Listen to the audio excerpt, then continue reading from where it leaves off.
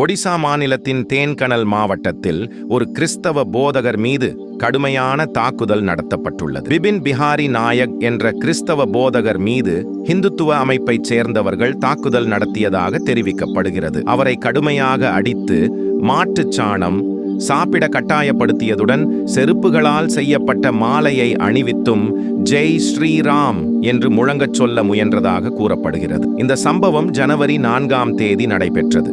ஆனால் இந்த செய்தி தற்போதுதான் வெளிச்சத்துக்கு வந்துள்ளது. மேலும் சம்பவம் நடந்ததிலிருந்து 2 வாரங்கள் கடந்தும் இதுவரை யாரும் கைது செய்யப்படவில்லை என தகவல்கள் தெரிவிக்கின்றன. இத்தனை பெரிய மன உளைச்சலையும் அவமானத்தையும் அனுபவித்த போதிலும் போதகர் தன் மீது தாக்குதல் நடத்தியவர்களை மன்னித்து விட்டதாக கூறியுள்ளார்.